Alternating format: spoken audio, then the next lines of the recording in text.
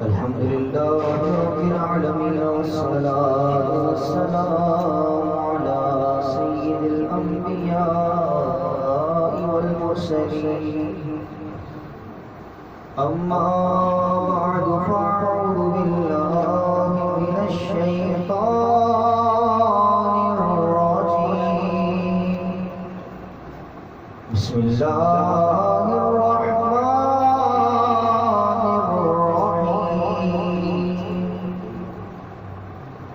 ألا إن أولياء الله لا خوف عليهم ولا هم يحزنون آمنت بالله صدق الله العظيم إن الله وملائكته يصلون على النبي يا أيها الذين آمنوا صلوا عليه وسلموا تسليما پڑھیے الصلاة والسلام عليك يا رسول الله الصلاة والسلام عليك يا حبيب الله الصلاة والسلام عليك يا نبي الله وعلى آلك وأصحابك يا نور الله الحمد لله اللہ تعالی کے فضل و کرم سے آج کی اس مبارک محفل میں ہم سب حاضر ہیں۔ اللہ تعالی ہم سب کی حاضری کو اپنی بارگاہ میں قبول و منظور فرمائے اور اس محفل پاک کی برکتیں اس گھر میں اور ہم سب کے گھروں میں عطا فرمائے۔ اللہ تعالی ہم سب کو نیک محافل میں شرکت کرتے رہنے کی توفیق عطا فرمائے۔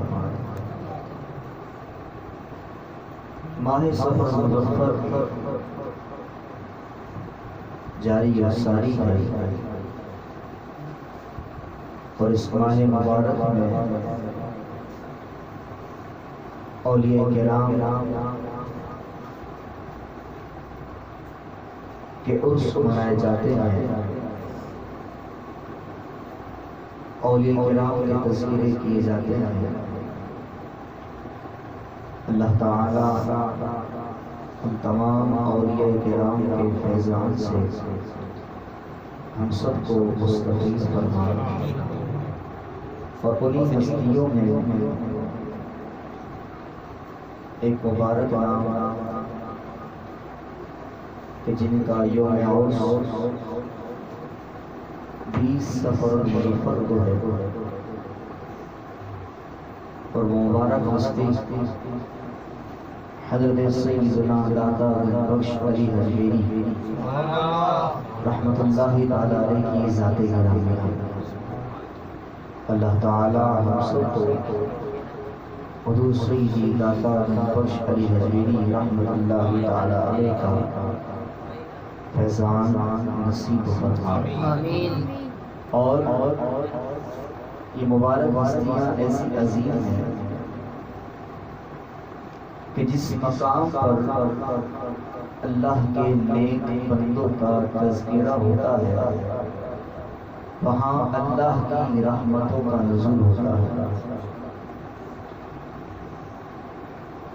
اللہ تعالیٰ کی رحمت اس مقام پر نازل ہوتی ہے کہ جس جگہ اللہ کے نیک بندوں کا تذکرہ کیا گیا تو اللہ تعالیٰ ہم سب کو بھی اپنی رحمت سے حصہ نصیب فرمائے۔ اور الحمدللہ حضور سیدنا داتا گنج بخش علی حجویری رحمۃ اللہ تعالی علیہ وہ مبارک ہستی ہے کہ آپ کو بھی یہ اعزاز حاصل ہے کہ آپ کے دست مبارکہ پر ہزاروں کفار نے اسلام قبول کیا اور تاریخ اسلام میں جو اولیاء کرام گزرے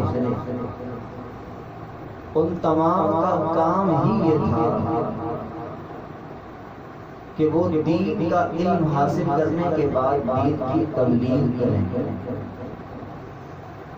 جب دین کی تبلیغ اللہ والے کرتے ہیں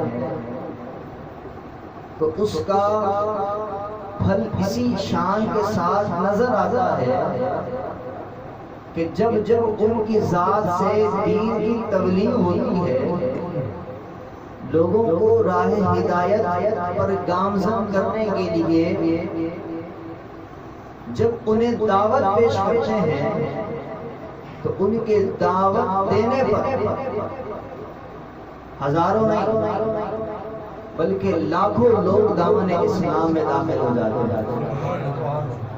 صرف خواجہ غریب نواز رحمۃ اللہ تعالی علیہ کی ذات اتنی بڑی مثال ہے کہ آپ کی صرف ایک کرامت کو دیکھ کر 90 لاکھ لوگ مسلمان ہو گئے. تو ایک ولی کی ایک کرامت میں اتنی طاقت ہے کہ جب وہ اپنی کرامت لوگوں کو دکھاتا ہے تو 90 لاکھ لوگ مسلمان ہو جاتے ہیں. تو سوچئے کہ جب وہ اپنی نظر رحمت کسی شخص پر ڈالے تو اس کا کیسا بیڑا پار ہوگا. تو اللہ تعالی ہمیں اولیاء کرام کا فیضان نصیب فرمائے کہ جب ان کا فیضان نصیب ہو جاتا ہے تو دنیا میں بھی اور آخرت میں بھی ہمیں کامیابی نصیب ہو جائے گی. دادا گنج بخش علی حجویری رحمۃ اللہ تعالی علیہ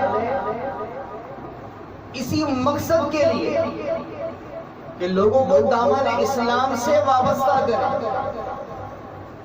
آپ لاہور اپنے پیر صاحب کے حکم پر تشریف لاتے ہیں.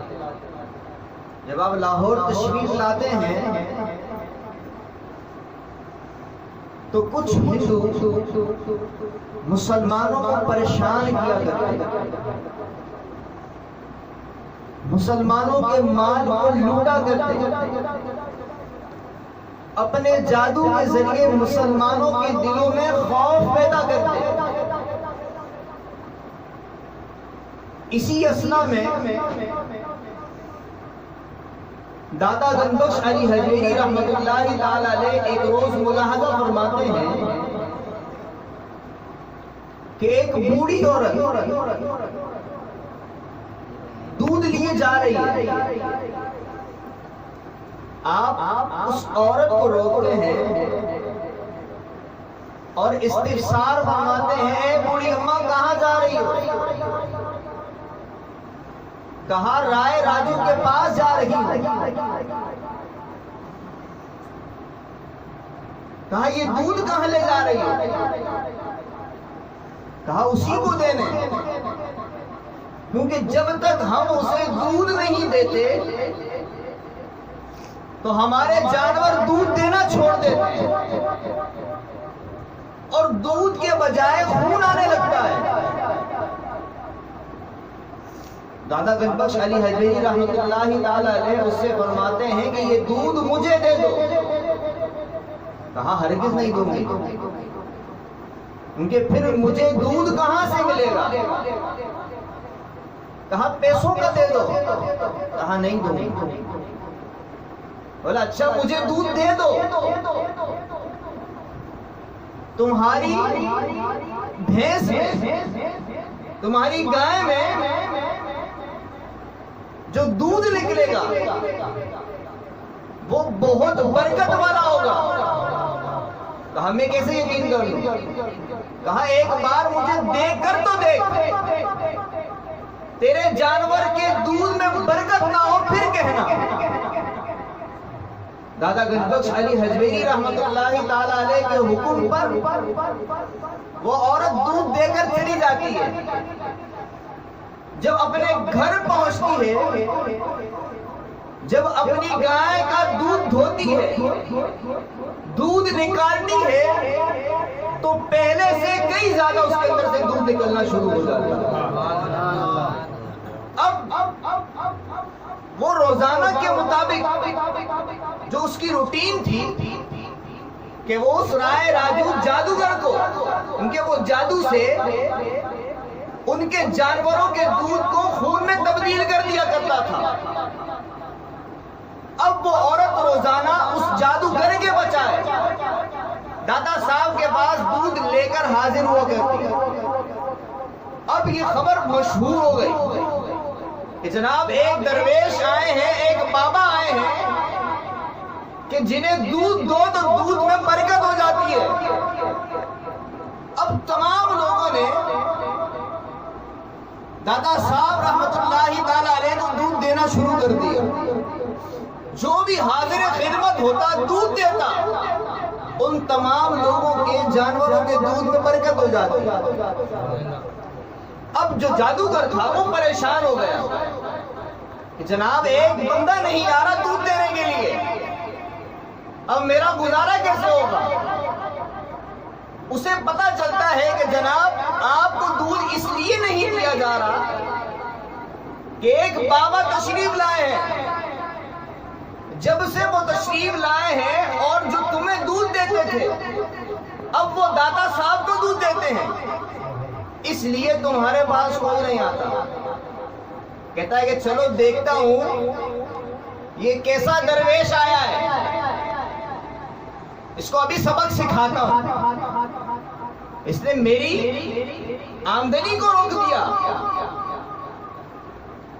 جیسے ہی وہ داتا گنجبخش علی حجویری رحمت اللہ تعالی علیہ کے پاس آتا ہے، آپ کے قدموں پہ گر کر کلمہ پڑھ کر مسلمان ہو جاتا ہے، اور اللہ تعالیٰ کی بارگاہ سے اسے ایسا نوازا جاتا ہے کہ وہ آگے چل کر شیخ ہندی رحمت اللہ تعالی علیہ کے نام سے مشہور ہو جاتا ہے، اور ایسا انعام پاتا ہے کہ آج تک اسی کی نسل داتا گنجبخش علی حجویری رحمت اللہ تعالی علیہ کے مزار پر خدمت کر رہے ہیں.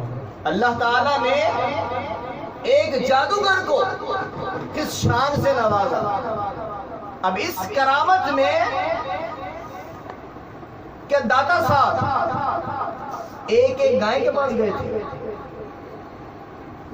دعا کرنے کے لیے، یہ ہاتھ پھیرا کچھ ایسا نہیں کیا، صرف فرمایا کہ مجھے دودھ دے دو، تمہارے جانوروں کے دودھ میں برکت ہو جائے گی. تو اللہ تعالیٰ نے داتا صاحب کے فرمان کو سچ کر دکھایا، اور ایسا سچ ہوا کہ جو بھی آپ کو دودھ دیتا اس کے دودھ میں برکت ہو جایا کرتا.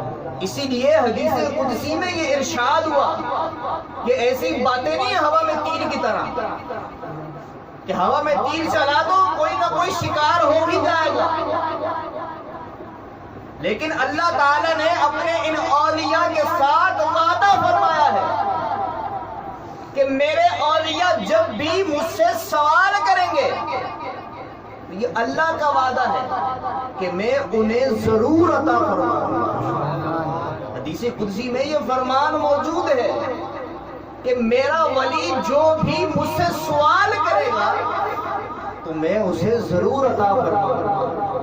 تو جب داتا صاحب رحمت اللہ تعالی علیہ نے فرما دیا تو اللہ تعالیٰ نے داتا صاحب کے اس فرمان کو سچا کر کے دکھا دیا.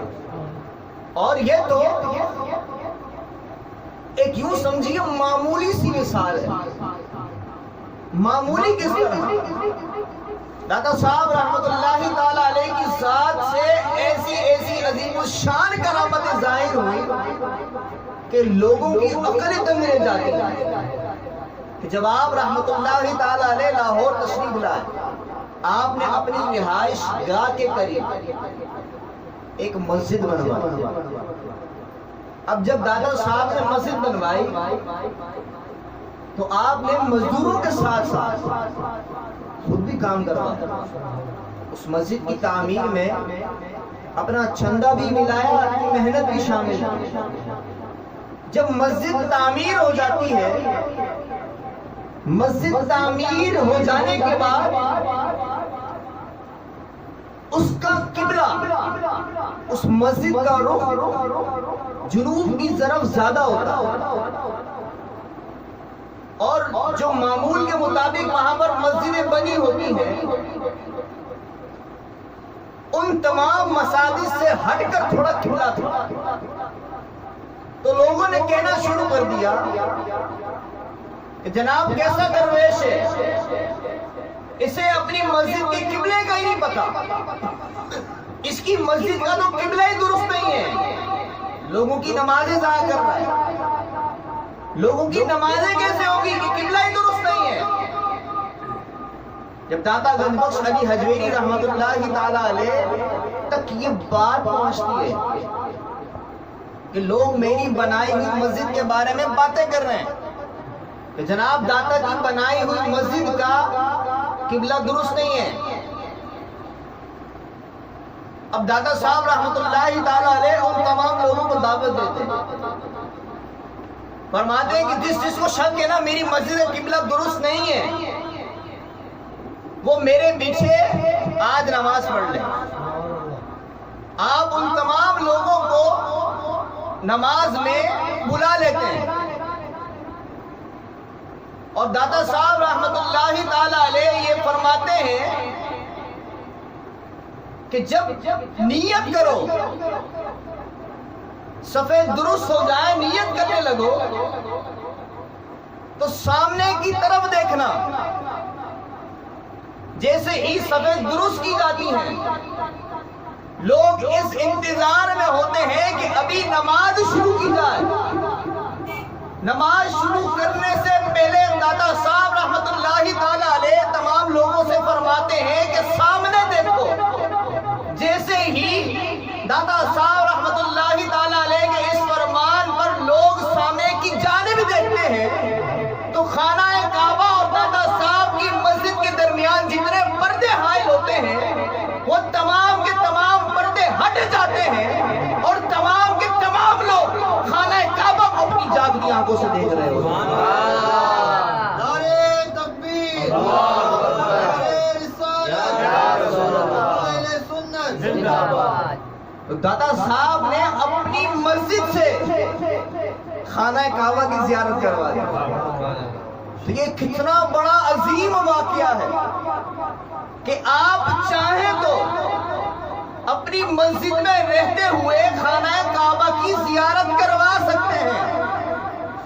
یہ ایک مثال تھی آپ کے اس کرامت سے، یہ بات بھی گویا کہ ظاہر ہو رہی ہے کہ اے لوگوں، میں نے جو مسجد بنائی ہے، میں تو اپنی اس مسجد سے، اپنی ان آنکھوں سے روزانہ خانہ کعبہ کی زیارت کرتا ہوں اور اس وقت نماز شروع کرتا ہوں، تو تم یہ سمجھتے ہو کہ میری مسجد کا قبلہ درست نہیں ہے، مجھے تو جب تک خانہ کعبہ کی زیارت نہیں ہوتی اس وقت تک نماز شروع نہیں کرتی۔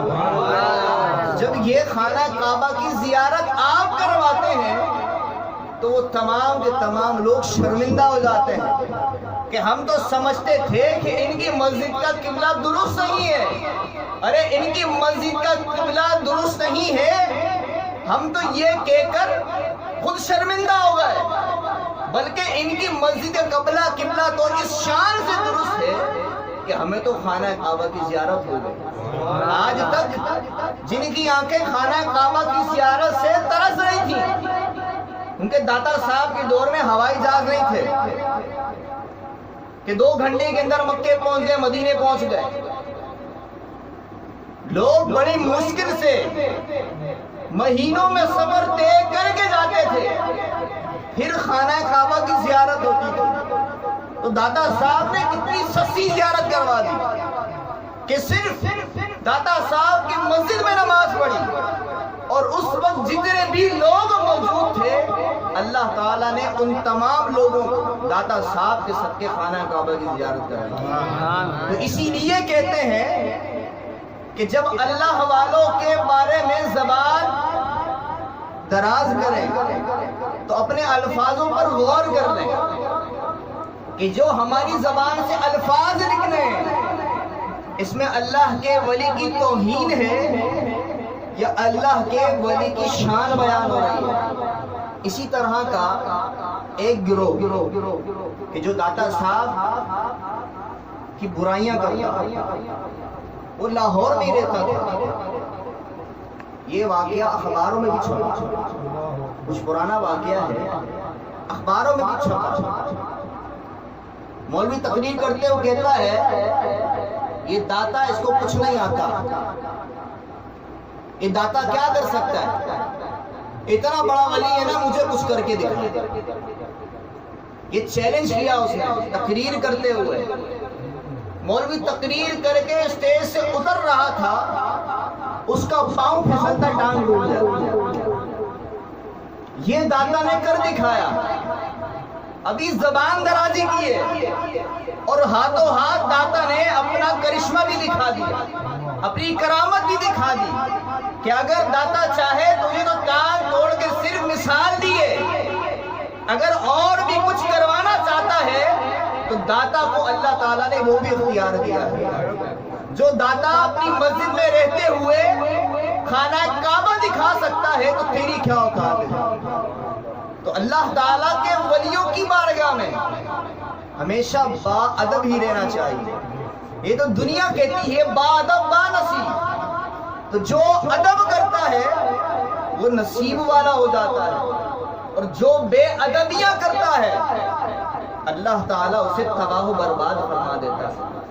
اگر اللہ والوں کے ساتھ ایک کتے کی نسبت ہو جائے, اللہ والوں کے ساتھ جو قرآن کی مثال دے رہا, کسی اور کی مثال نہیں دے رہا, اگر ایک کتا بھی اللہ والوں کے ساتھ نسبت رکھنے والا ہو جاتا ہے تو اللہ تعالیٰ اس کی شان قرآن میں بیان فرما دیتا ہے. کتے کی شان بیان فرما رہا ہے. کیا شان بیان ہو رہی ہے؟ فرمایا وَقَلْبُهُمْ بَاسِطٌ ذِرَاعَيْهِ بِالْوَصِيدِ, کہ وہ کتا غار کے کنارے اپنی کلائیوں کو پھیلائے بیٹھا ہے. اس کے بیٹھنے کے انداز کو بیان کیا کہ بیٹھا کہاں ہے, کس طرح بیٹھا ہے, اس نے کیا کیا تھا. کیا اس نے نوافل پڑھے تھے, صدقہ و خیرات دیا تھا, کیا کیا تھا؟ کچھ بھی نہیں کیا, صرف اللہ والوں کے ساتھ جڑا. اللہ تعالیٰ نے اسے قرآن میں شان بیان کر کے یہ شان عطا فرما دی کہ اس کے بیٹھنے کے انداز کو بیان فرما دیا.